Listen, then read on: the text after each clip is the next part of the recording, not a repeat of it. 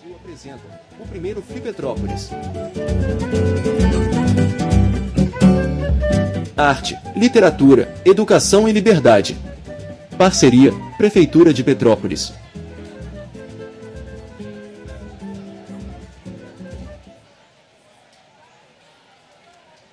Bom, galera, bom dia. Eu acho que vocês não tomaram café da manhã. Ou está muito próximo do almoço, né? E aí já está aí com a energia um pouco mais baixa. Mas eu acho que a gente pode fazer melhor que isso, não pode? Bom dia, galera. Bom dia. Muito bem. Sejam todos e todas bem-vindos e bem-vindas para a nossa mesa.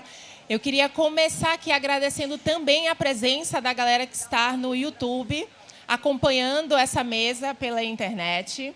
E também agradecer a Jéssica Borges e a Vânia do Nascimento, que são as duas intérpretes de Libra, que estará acompanhando a nossa mesa e traduzindo, né, todo o nosso debate aqui para Libras. Bom, vou começar me apresentando. Estava ali ouvindo a Pauliane falando sobre mim, eu falei, gente, tudo isso? Né? As pessoas olham, como é que essa menina deu tanto tempo de fazer tudo isso? Mas, sim, atuo aí como psicóloga organizacional. E vou começar falando um pouco da minha autodescrição. Então, eu sou uma mulher negra, tenho um cabelo crespo, sou uma mulher alta, porque eu tenho 1,80 m. E, atualmente, eu estou vestindo, né, nesse momento, um macacão azul. E eu acho que é isso, né? Para as pessoas terem uma ideia aí. Do que... e estou usando um batom lilás, porque eu sou uma pessoa que gosta muito de cores. Bom, estamos aqui com essas duas mulheres potentes, maravilhosas, né? Que é a Cris, que está aqui do meu lado direito, e a Lúcia, que está aqui do meu lado esquerdo.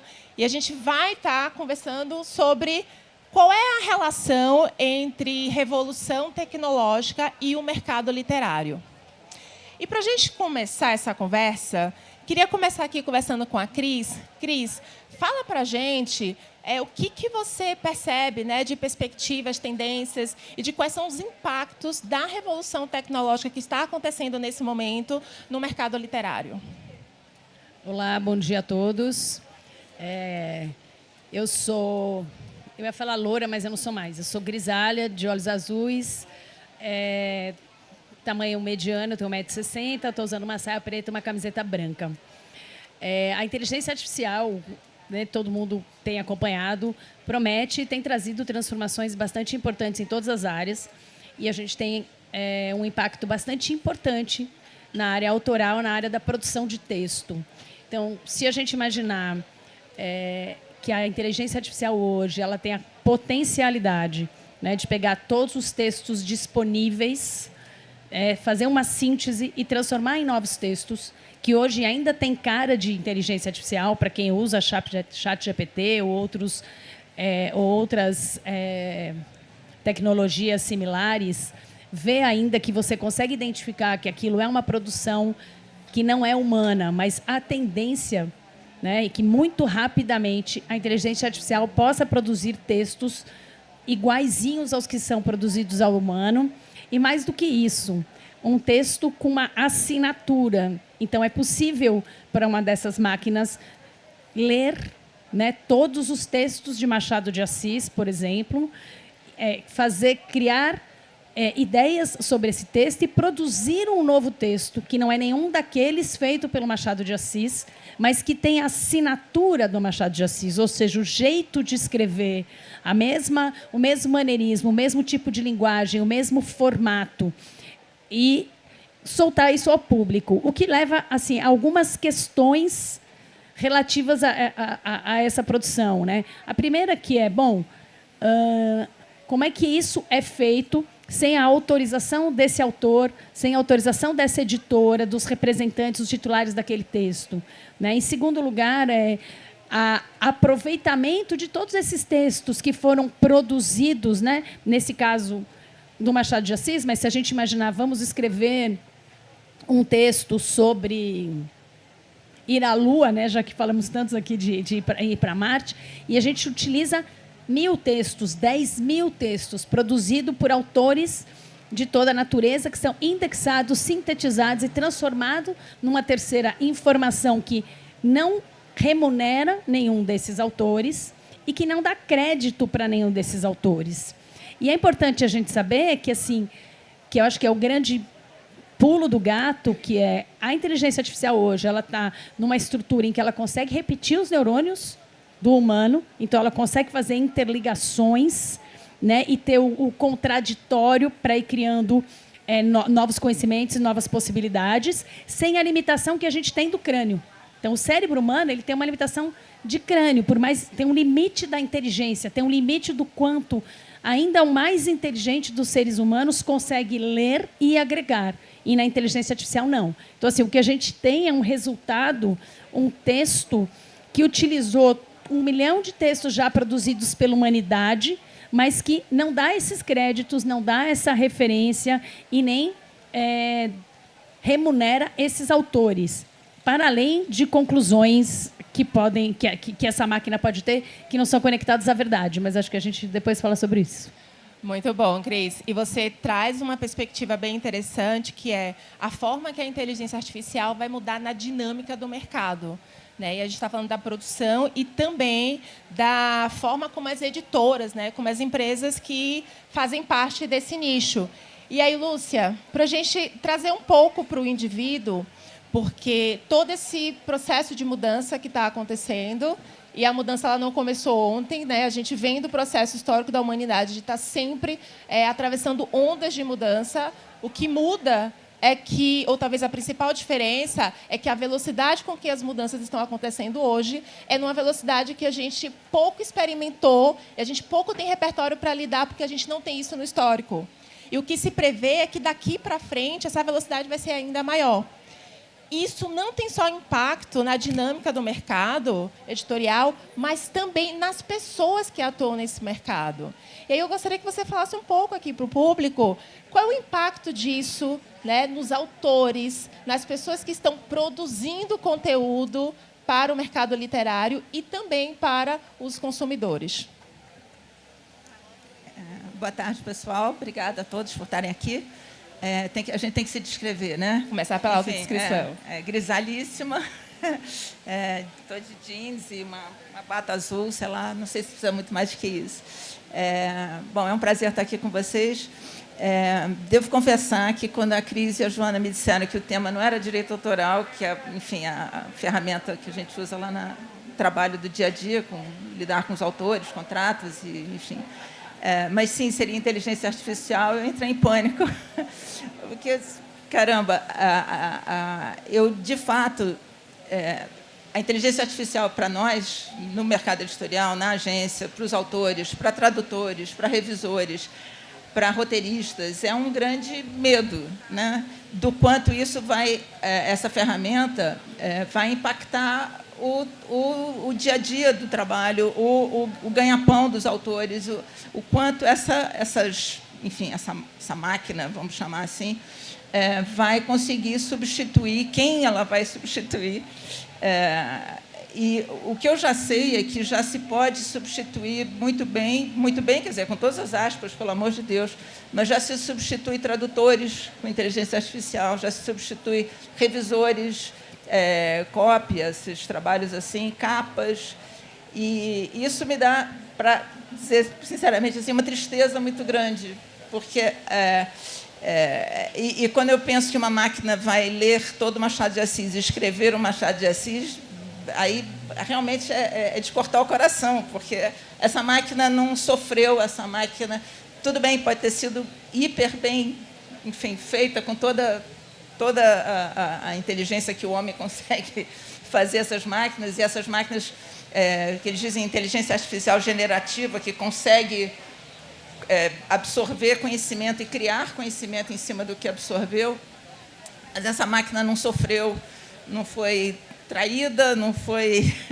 né, não perdeu um filho, não gerou uma vida, não teve decepções ou alegrias, né? Vai ser tudo artificial para essa máquina. Por mais bem feita que a máquina seja, por mais bem arquitetada, sei lá, dentro da sua inteligência, mas quanto mais a gente lê sobre inteligência artificial, mais assustado fica, porque é para ser uma coisa que, de fato, um belo dia nos substituirá a todos, sei lá. E eu só fazendo um último parênteses aqui, quando começamos a falar de inteligência artificial, agora, hoje até, para ser sincero, eu me lembrei da primeira vez que isso me assustou. E eu tinha 15 anos de idade e fui assistir o 2001, Odisseia no Espaço. Depois eu li o livro do Arthur C. Clarke. E, naquele momento, a gente começou a ter medo do computador, desse grande computador, do Hall, que ia nos dominar, que ia, né, nos superar. Né? E, enfim, chegamos agora, nesse momento, 1000 anos depois, na hora que realmente, de fato, a máquina está nos ameaçando. Né? Eu sinto agora como uma ameaça. Enfim, é isso. Isso é um bom ponto, né, Lúcia? Porque eu, dentro das empresas, também percebo isso, um pouco do olhar para a inteligência artificial e de todas as tecnologias que estão surgindo a partir disso, a partir de um olhar de ameaça. E, muitas vezes, esse olhar de ameaça, ele também está relacionado pela falta do conhecimento, por ser algo ainda desconhecido, por ser algo que a gente ainda não tem tanto contato e nem ali o hábito de usar isso no dia a dia, ou, às vezes, não consegue também perceber como é que isso pode ser usado para trazer ganhos. Né? E, antes de eu fazer a próxima pergunta, eu queria fazer uma pergunta para a Cris, eu queria fazer uma pergunta para o público. Quem de vocês utiliza a inteligência artificial no dia a dia? Olha, estou vendo aí algumas mãozinhas levantadas, eu poderia dizer ali uns 40%, eu não sinto ainda que é metade. Então, a tecnologia ela está chegando. Eu lembro que a primeira vez que eu fui convidada a usar as plataformas de inteligência artificial no meu trabalho, porque eu trabalho com desenvolvimento de lideranças, foi em 2022. Eu demorei 1 ano para abrir lá o Gemini, o Chat GPT, para poder, de fato... mas o que é isso aqui que me assusta tanto também? Porque tem esse lugar, né? E aí, hoje, eu uso essa ferramenta como uma aliada para me ajudar a pensar coisas que talvez sozinha eu não consiga fazer isso. Ou, a partir do que essa ferramenta me apresenta de possibilidades, com as perguntas, reflexões que eu trago, eu pensar em novas coisas ou pensar em algo novo a partir do que está sendo colocado. E aí, Cris, para a gente pensar, né, e também você trazer sua percepção, é possível a inteligência artificial ajudar a gente a construir, né, um futuro mais sustentável, um mercado literário mais inclusivo? Existe alguma perspectiva que vai trazer ganhos? Ou não, né? A gente não sabe. Eu acho assim, a gente primeiro tem que olhar para isso. Se a gente pega textos que foram escritos quando surgiram as novas tecnologias, quando surgiu o cinema, depois, primeira fotografia, o cinema, a televisão, cada vez que uma dessa tecnologia agregada no nosso dia a dia, você tem uma enxurrada de textos muito pessimistas, dizendo agora o mundo acabou, todas as tecnologias anteriores não vão mais ser utilizadas, né? Todo mundo previu que a televisão ia acabar definitivamente com o cinema, o que não ocorreu. Né? Então, a gente vê que as coisas vão sendo agregadas. A gente tem que, na verdade, olhar para isso com um pouco mais de cuidado, porque a inteligência artificial ela é uma mudança de paradigma, né? Muito grande, muito forte, uma possibilidade que todas as outras tecnologias talvez não trouxeram de uma vez. Agora, eu acho que sim, a gente não sabe de verdade como é que esse futuro vai ser, mas acho que existem algumas perspectivas, por exemplo, na área da arte performática, né? Então, teatro, dança, música. Uma das previsões é de que, ok, todos nós podemos assistir várias coisas online, né, em qualquer lugar, pela nossa telinha, qualquer tempo, on demand, mas que o humano prescinde daquela experiência performática real, ao vivo. Então, tem gente que prevê que o artista talvez seja o profissional mais bem remunerado do mundo daqui a 20, 30 anos, porque é o que vai sobrar de experiência humana. Nesse sentido, a gente estava conversando, talvez aconteça isso com os livros, né? Um selo, escrito por humano, 100% humano, né? Que nem como a gente tem, né, todos os alimentos sem agrotóxicos, né? Então, assim, o texto sem a inteligência artificial. Porque tem uma coisa que eu acho que assim, é inevitável que a inteligência artificial vai escrever com qualidade.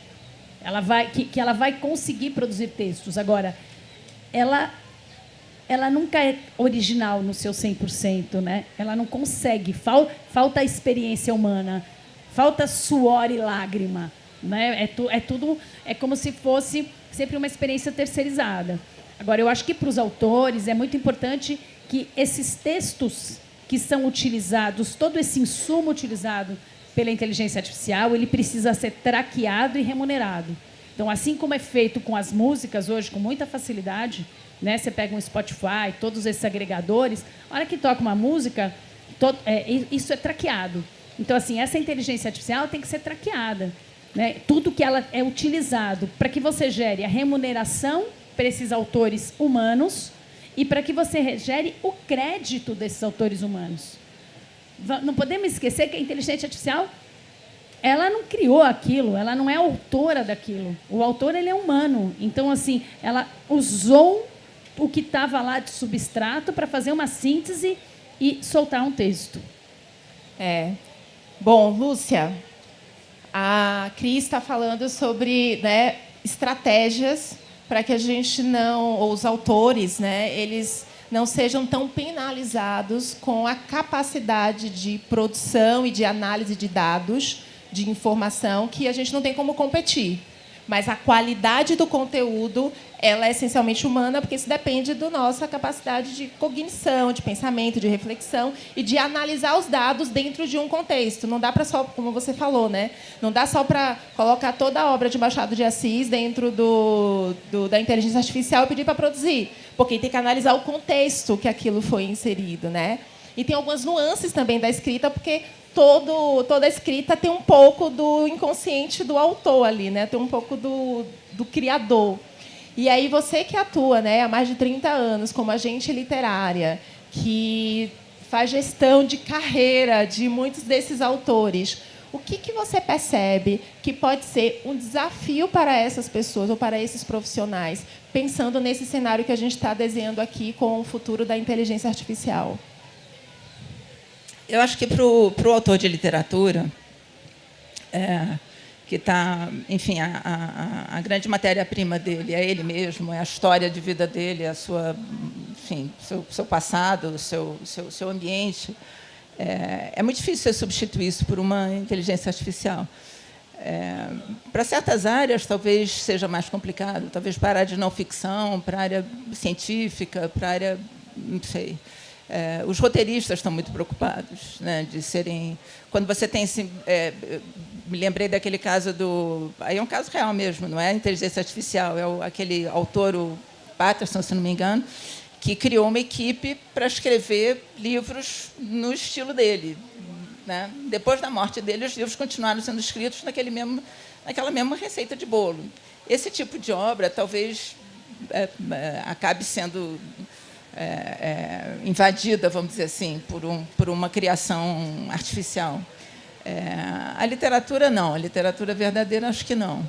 Né? E lá na agência, quer dizer, o nosso contato direto com os autores, com a obra deles, com as histórias deles, com as carreiras. Quer dizer, eu não vejo ameaça ali. A ameaça é mais uma coisa maior. Quer dizer, e a gente olhando para frente, de fato, isso... vai, quer dizer, por exemplo, para essas áreas como bancos e seguradoras e não sei o quê, já se domina, né? A inteligência artificial já está presente no nosso dia a dia, né? Para tudo, né? Então, não é como se a gente pudesse dizer, não quero a inteligência artificial. Não, eu quero, ela está lá, ela faz parte, para a parte científica toda, imagino que seja muito útil também. Poder compilar dados com uma velocidade muito grande para a área de segurança, sei lá. E até outros setores, sei lá, como vendas, marketing, coisas assim, né, em que você, na compilação de dados, você consiga criar caminhos melhores, né? Na área da criação humana, assim, na área da essência, eu não consigo imaginar uma máquina inventando algo novo. Uma coisa é você pegar uma obra, ler essa obra e criar uma coisa parecida com essa obra, ou pegar uma opção de obras e dizer, deixa eu escrever no estilo desse grupo de autores. Outra coisa é você criar um novo... Aí podemos citar vários, até dos que estão aqui, um novo Itamar, uma nova Carla. Você não cria assim. Você precisa de toda uma vida desses autores para que eles produzam as belezas que eles estão produzindo, né? Enfim, posso citar dezenas de exemplos. Então, assim, nesse momento agora, nessa nossa geração, ainda não vejo essa ameaça na literatura. Mas concordo com a Cris, quer dizer, de fato, eu me lembro quando me chamaram para falar sobre quando chegaram os e-books, ficou todo mundo apavorado, meu Deus, o que vai acontecer? O livro não vai ter cheiro, o livro não vai ter, né, materialidade e tal, e, meu Deus do céu, não atrapalhou absolutamente nada. De fato, tem isso, né? Tem um medo assim, um pouco dessa... E as mudanças vão se atropelando, e a gente vai ficando meio tonto nesse processo, mas não sei, agora dessa vez estão meio que entrando no... estão quem estão? Mas esses criadores, né? Estão entrando em áreas talvez que sejam muito preciosas, né? Muito preciosas para nós, né? Que é da arte, né? Essa coisa da arte. E aí tem um ponto, né, que sua fala também me fez lembrar, que é quando a gente está falando de diferentes gerações e também do processo criativo, porque a gente não acorda, muitas vezes, criativo. E o processo de criação ele também exige um pouco de persistência e insistência para que isso aconteça. E o processo de criação da obra também passa por isso. E quando a gente vai dialogar com uma geração que já nasce com a revolução tecnológica a todo vapor, em andamento, existe uma tentação, né, de muitas vezes não exercitar esse processo criativo, porque existe uma prontidão de informação e um mundo de informações que podem ser processadas hoje em alguns segundos dentro de alguma dessas plataformas. E aí eu gostaria que você comentasse um pouco mais, que o que a gente pode falar com essa nova geração para resistir a esse lugar de ir pelo caminho, o atalho, né? Que é pegar o que está sendo produzido, colocar lá no chat GPT ou em qualquer outra plataforma e dali já criar uma nova produção, né? Resistir a esse atalho para viver o processo de criação, de inovação, né, de desenvolver ali a competência de criatividade, que muitas vezes é um processo lento, gera desconforto, é um processo que exige, às vezes, olhar para si, entender esse momento, entender o que está acontecendo, e que muitas vezes precisa de disposição. E o que a gente pode falar para essa geração? Cara, isso é um desafio tremendo, né? Um desafio para os professores, para os pais, né? Nós somos da geração pré-internet, né? Em que uma pesquisa era feita na Barça, que era feita na biblioteca da escola, biblioteca pública. Você não tinha esse atalho, né, de entrar no Google. Agora você não fica 2 minutos com uma dúvida. Ali, em 1 minuto, você descobre, né, um trabalho de pesquisa. Eu tenho irmãos que são professores universitários e é dificílimo saber o que é um texto original do autor, o que não é, né? Porque muita coisa também é um pouco puxada da internet, puxada do que já existe. Então, isso é um desafio. Eu acho que eu não tenho uma resposta para você. Eu sei que isso é um problemão, né? Mas talvez, sim, tirar as crianças dos celulares o máximo possível, enfim, ensiná-las o amor pelo livro, pela leitura, vir em festivais como esse, sei lá, né? Sair um pouco desse caminho fácil, né? Posso entrar um pouquinho? Pode, claro. Eu queria fazer 2 reflexões aqui, um pouco até no contracaminho, assim. Você não diz para o cara, quando você descobriu o carro, você não fala para a geração do carro que é para ela andar a cavalo. Eles não vão fazer isso. Então, assim, a geração que nasceu hoje, ela vai usar a tecnologia de uma maneira que a gente não usa. Meu filho, um dia eu disse para ele, esse algoritmo, você só vê a mesma coisa. Aí a resposta que ele me deu foi, você, mãe. Porque eu e meus amigos, a gente coloca várias coisas no celular ao mesmo tempo, quando a gente não está usando, para enganar os algoritmos. Então, eu vejo uma imensidão de coisas que eu não veria, eu não sei nem o que está passando, para o algoritmo não aprender e me dar coisas diversas. Então, assim, é um outro jeito de olhar para aquela telinha. E eu acho, sim, que é óbvio que a gente tem que continuar estimulando o livro, porque o grande problema que eu acho que a gente tem hoje é o da concentração. Tudo muito rápido, troca de assunto, não consegue se aprofundar. Mas a criatividade, eu acho que ela vai vir na tela. Eles usam essa tela de uma maneira que a gente não é capaz. Então, eles criam aqui. Eu seria incapaz de escrever um artigo meu nessa tela. Eles são capazes de escrever um livro inteiro. Então, assim, eu acho que o desafio é como é que essa tecnologia é agregada na vida e a gente continue a ter uma vida que não é comandada pelo computador, mas comandada pelo humano, né? Ou pelos desejos, satisfações humanas. Eu acho que o problema da inteligência artificial, que foi muito do que a Lúcia disse, assim, no final da linha, ela não cria nada novo. Então, ela te dá mais do mesmo. É que nem Netflix. Chega uma hora e você fala, mas parece que eu já vi esse filme. Porque ela te dá tanta coisa igual que aquele filme é igual ao anterior mesmo. Tem o mesmo mote, tem o mesmo jeito, que foi o que eles tentaram fazer com os roteiristas. Substituir os roteiristas por uma inteligência artificial que usa aquelas estruturas e cria filmes iguais, que é o que as pessoas querem ver. Então, eu acho que o humano é que garante que não vai ser igual. A inteligência artificial ela pode juntar 1 milhão de textos, mas ela não traz poesia, né? Ela não traz... E aí o que a gente precisa é garantir que essas novas gerações queiram poesia, queiram esse diferente, esse estalo que não vem do igual. Que fala, né, gente?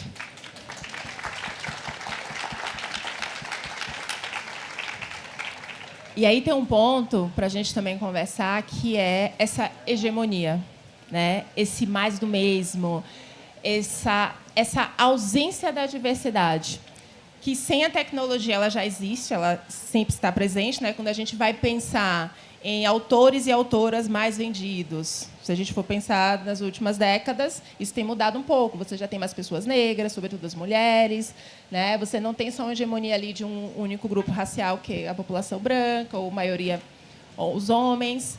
E a gente também sabe que a obra, né, ou a inteligência que é uma obra, ela também reflete um pouco do que os criadores pensam, a forma como os criadores funcionam. E a gente estava falando lá no fundo sobre os vieses inconscientes, né? O quanto que isso reflete e pode perpetuar.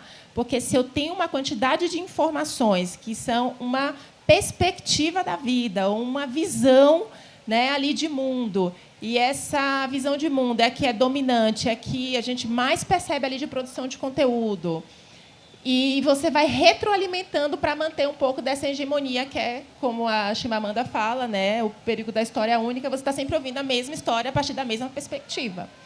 E aí eu vou começar com você, Cris, para a gente falar um pouco sobre isso, né? Como é que a gente também pode usar da inteligência artificial, porque eu gostei muito quando você trouxe que a gente precisa agregar o processo criativo à inteligência, ela precisa fazer parte do processo, não ficar fora dela. Então, como é que a gente pode usar esse movimento tecnológico que está acontecendo para que a gente não reproduza as mesmas condições de hegemonia, de dominância de uma única perspectiva, de uma única história, e que a gente possa pensar no futuro com a maior pluralidade e diferentes perspectivas? Ixi, a gente tem que mudar a sociedade. A questão é assim, ó, a inteligência artificial, a Lúcia falou uma coisa interessante, que ela fez assim, eles, parece que eles somos nós. A inteligência artificial é criada por um ser humano. Tudo bem, eu diria para você que é um ser humano bem mais inteligente do que eu, porque eu não consigo juntar aquela tecnologia. Mas, assim, é criada por um ser humano e ela traz todos os nossos defeitos. É isso que a gente também, às vezes, não compreende. Ela não é isenta. Não é porque é tecnológico que é isento. Ela tem um viés. E esse viés é trazido pelos humanos. Então, o que a gente precisa, em relação à inteligência artificial, é ter o mesmo que a gente tem que ter na vida pessoal. A gente cresceu dentro de uma série de vieses e preconceitos, né, que a gente tenta refazer, né? Ideias que você tenta mudar de lugar, entender que aquilo não é uma realidade, mas uma história única, né? Em função do colonialismo, não é à toa que tem o decolonialismo. Então, assim, agora que a gente precisa trazer isso para dentro dessas tecnologias. Eu acho que foi um susto a primeira vez em que as pessoas perceberam que a inteligência artificial também era preconceituosa, né? Mas, no final das contas, se ela se alimenta do mundo digital, né? Vamos falar de imagens, que é muito mais fácil, em que os brancos, os negros, os orientais aparecem de uma determinada forma, é isso que ela reproduz, porque ela não cria. Ela não faz uma outra leitura. E tem um experimento em que pediram para essa inteligência artificial fazer uma outra leitura e foi um desastre. Porque daí, quem colocou a informação também não sabia o que colocar e o resultado também não tinha conexão nenhuma com a realidade. Era ainda mais preconceituoso. Então, o que a gente, nesse ponto de vista, eu acho que a inteligência artificial até ajuda a gente a perceber, nossa, quando ela sai o resultado meu Deus, olha o que a gente é. Porque, no fundo, é isso. É porque é uma dificuldade de se reconhecer como parte do problema, né? Como se o problema estivesse só fora, isso só acontece lá fora, são as instituições. E aí não percebe que as instituições da sociedade são formadas de pessoas. E é a forma como nós nos comportamos, como a gente fala, os conteúdos que a gente produz, é que vai formar essa realidade que a gente vê fora e diz assim, putz, é assim mesmo? Não, é assim mesmo, né? Não tem como ter um produto diferente quando você tem ali, né, os fatores sendo os mesmos.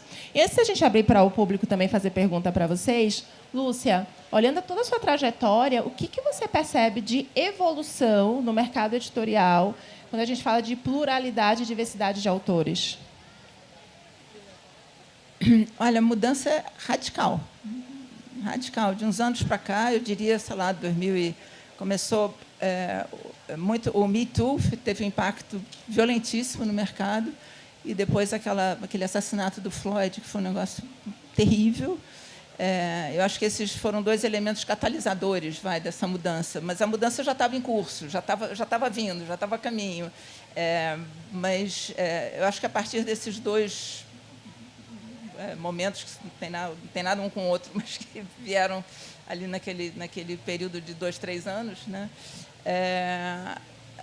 Hoje em dia, o que a gente vê é uma procura imensa por obras de mulheres, por obras de autores negros, por obras de autores que vêm do Brasil inteiro, não apenas Rio e São Paulo, por obras diferentes, estilos de escrita diferentes, por tudo novo, assim.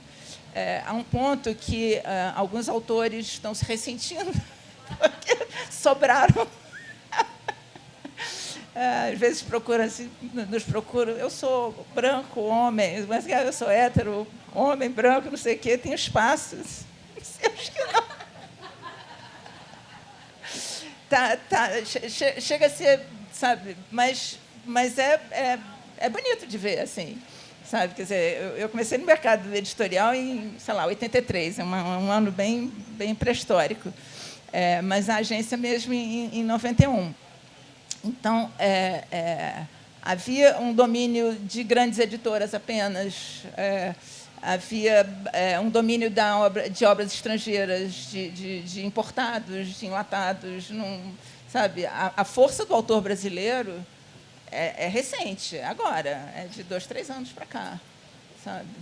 E esses festivais literários também valorizando o autor brasileiro e tudo isso, quer dizer, a mudança, as mudanças não são só tecnológicas, as mudanças também são de comportamento, são de olhar, sabe, ter uma noção de Brasil que o mercado antes não tinha. Era uma coisa do eixo Rio e São Paulo, né? Eu me lembro de uma coleção que a Objetiva fez há 1000 anos atrás, que era fora do eixo. Fora do eixo era ser de Porto Alegre, era ser de Belo Horizonte. Sabe? Era linda a coleção, mas é bizarro chamar de fora do eixo, né, nesse sentido. Então, eu estou bastante feliz até, estou bem orgulhosa do que a gente está construindo no mercado editorial, uma pluralidade não só de escritas, como também de editoras, de tamanhos de editoras, de propostas, né? E é isso, acho que tá bonito o momento, assim, acho que está.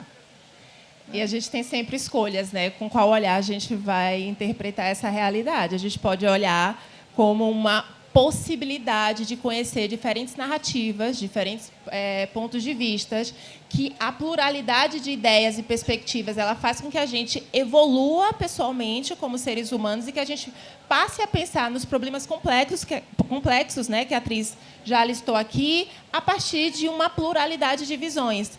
E é muito curioso ouvir você falar isso, né, sobre, né, esse lugar da figura do homem branco, hétero, cis. É porque no mercado siderúrgico, agronegócio, que eu atendo tech também, existe um sentimento de perda de espaço. É como se assim, não, mas de repente agora eu não sei mais se eu sou o predileto, né? Eu tenho preferência ali. E aí eu acho que tem um convite também para essas pessoas, porque, como você falou, é um processo de revolução, de mudança, que passa pela transformação pessoal para dar conta dessa mudança, que é de se revisitar e de se reposicionar. E começar a pensar qual é o meu lugar dentro desse novo contexto.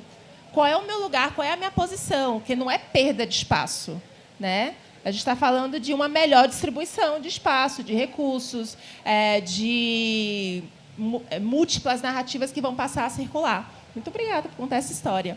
Bom, a gente está aqui indo para o finalzinho da nossa mesa e eu queria dar a oportunidade para quem tiver interesse de fazer perguntas. Eu tenho aqui o Gustavo.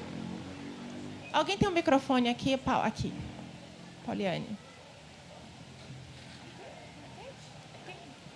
Aqui na frente.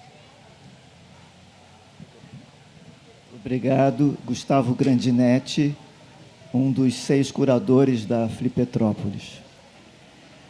A gente observa na indústria cinematográfica que a maioria das salas é ocupada por filmes estrangeiros, até de baixíssima qualidade. No meio cinematográfico já existe a cota de tela, que garante um acesso pequeno aos filmes nacionais, mas não é suficiente.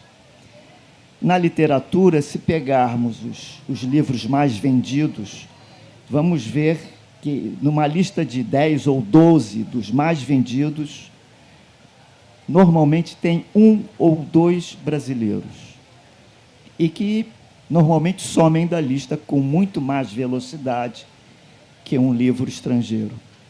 A pergunta é se seria viável estabelecer uma cota para livros nacionais, tal qual a cota de tela.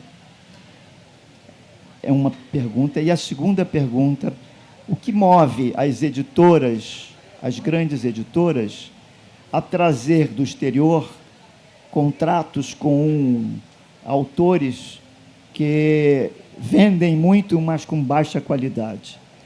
Há alguma preocupação ética dessas grandes editoras de só trazerem livros que sejam vendáveis, mas que também haja uma preocupação ética?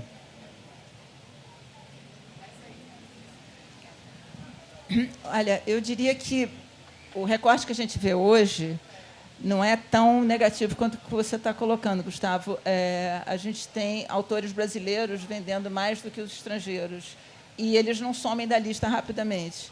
E tem um número realmente muito expressivo de autores brasileiros brilhando na lista. Eu não diria que estar na lista é um fator fundamental para aferir, quer dizer, com certeza estar na lista não é um fator fundamental para aferir a qualidade de uma obra. Tem livros excelentes que estão há muitos anos aí, clássicos ou não clássicos, clássicos contemporâneos, pode-se dizer, que nunca entraram numa lista e que estão sempre sendo vendidos, reeditados e adotados em escolas, universidades e tal.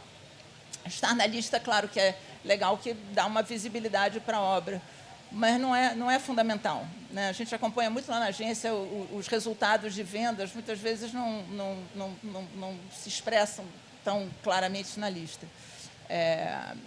A outra coisa é que, lá atrás, assim, nesses idos, né, teve uma época que eu cheguei a conversar com o pessoal do Publish News, que são meus amigos, enfim, na época a gente estava bem próximo, e sugeri para eles por que a gente não faz uma lista de mais vendidos só com autores brasileiros, porque não aparecia nunca um autor brasileiro na lista de mais vendidos e eu ficava muito nervosa com isso.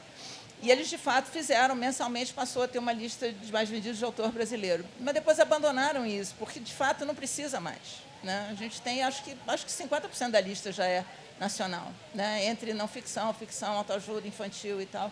Tem um número expressivo de autores. Agora, quando você fala de trazer autores estrangeiros de qualidade e tal, aí já entra num terreno complicado da gente conversar, né? Quer dizer, dependendo do perfil da editora, o que a editora vai buscar é um best-seller, quer dizer, é um livro que vai... Quer dizer, você vai dizer que sei lá, o Código da Vinci tem qualidade literária? Não tem nenhuma. É um livro que, obviamente, é uma coisa para você ler e depois esquecer no banco do metrô. Mas vendeu muitíssimo e tal. Teve lá a trajetória que teve. A gente também tem que lembrar que uma parte do público curte ler um best-seller, curte uma literatura de entretenimento, né? E aí é importante que você tenha livros para... Tem gente que gosta de ler HQ, gosta de ler, enfim, gosta de ler terror, gosta de ler policial. Eu acho que a gente não tem que também cercear a leitura, né, o gênero de leitura, cada um lê o que gosta, né? Eu vou ficar mais nas coisas literárias, eu tenho a menor paciência para essas outras coisas, mas isso sou eu.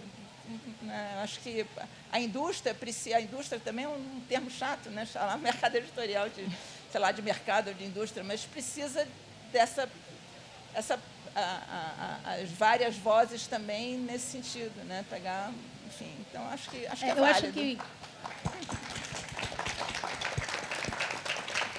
Acho que muitas pessoas acabam chegando no que é chamado uma literatura mais sofisticada através de uma leitura de entretenimento também, né? Então, é difícil a gente escolher e, de fato, você tem algumas editoras que querem só editar best-sellers. Agora, o que diz respeito à cota de tela, a gente tem eu não vejo como fazer isso para o livro, porque, eu acho que a gente já vem, de fato, o mercado editorial brasileiro vem se fortalecendo e muito, não só no Brasil, como no exterior, né? Tanto que as obras têm sido muito mais reeditadas no exterior do que era no passado.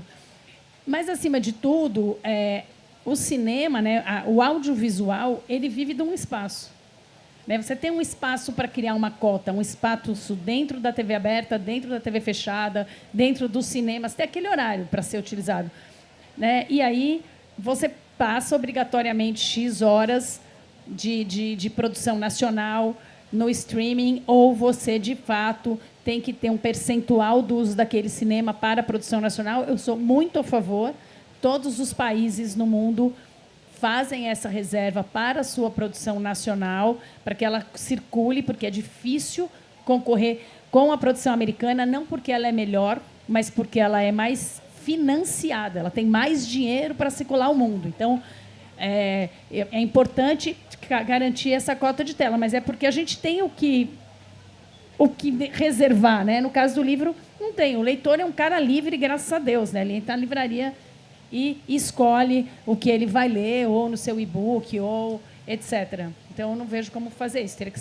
O que tem que ser são políticas de incentivo à leitura, políticas, né, de publicação de material nacional.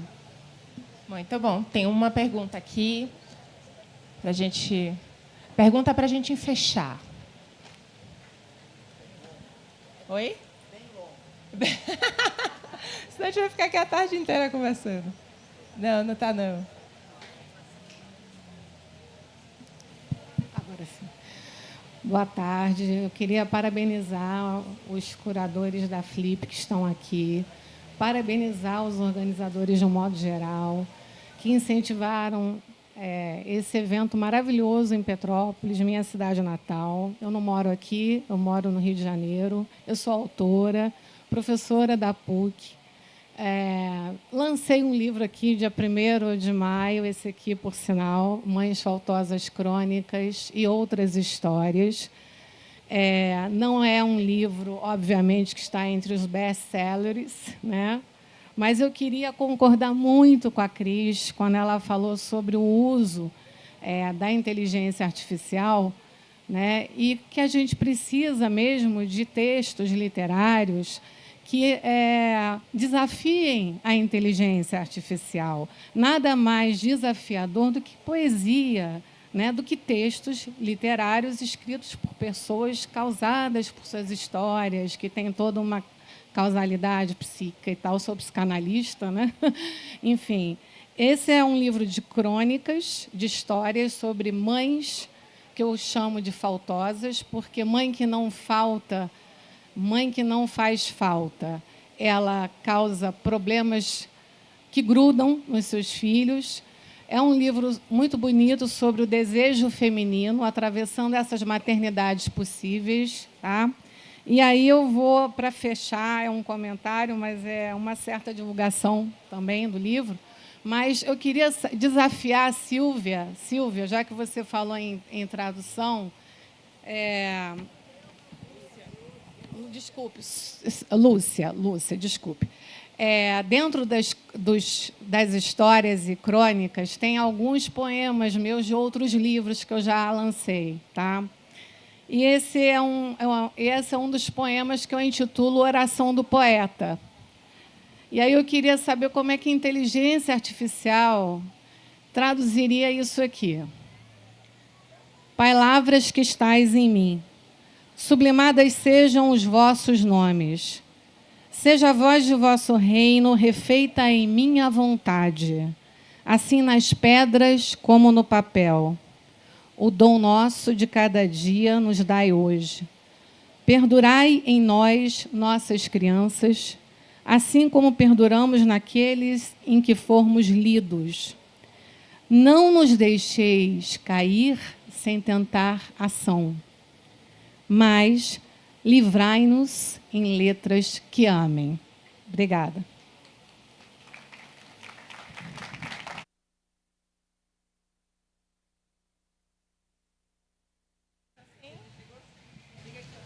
Tá ligado? Agora foi. Bom, obrigada. Tá? Sucesso também no seu livro aí.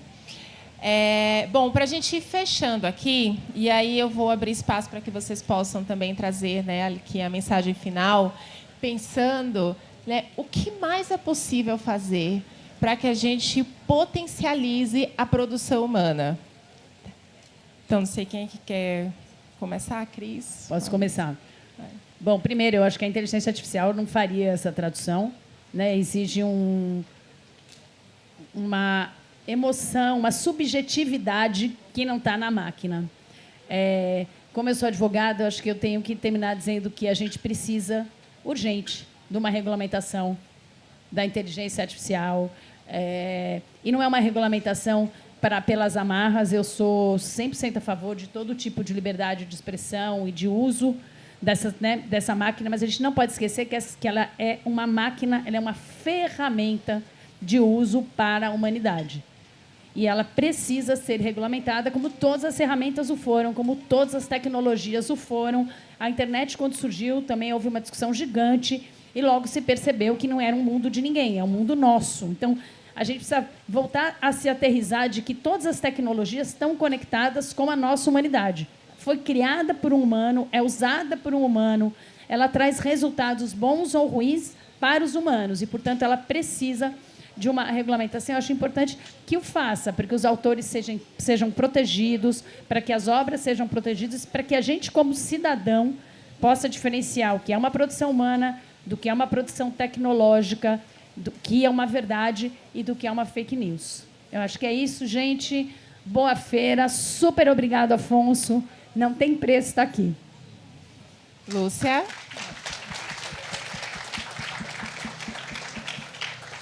É isso, queridos. Foi uma delícia estar aqui. E eu diria, só para complementar o que eu concordo inteiramente com o que a Cris falou, eu acho que a gente tem que desenvolver ao máximo o espírito crítico das pessoas, né?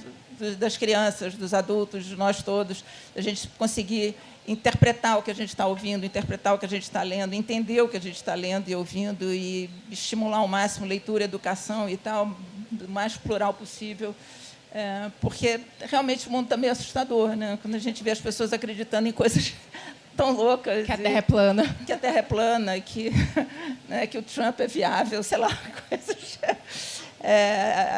a gente anda com bastante medo, né? E medo também, enfim, de mudanças climáticas e coisas assim. Então, a gente tem que pensar de uma forma inteligente, coerente, né? Enfim, é isso. Eu diria que é o que a gente precisa no momento, é espírito crítico, né? E agradeço muito, agradeço você, Joana, querida demais, Cris, prazer te conhecer imenso. Bom, agradeço a vocês por esse papo, né, por essa conversa. Já estamos aqui encerrando essa mesa. Queria agradecer a vocês também que ficaram aqui conosco até esse momento, a galera que está nos assistindo e acompanhando aí no YouTube. E aí a gente, né, convida vocês a continuar aqui na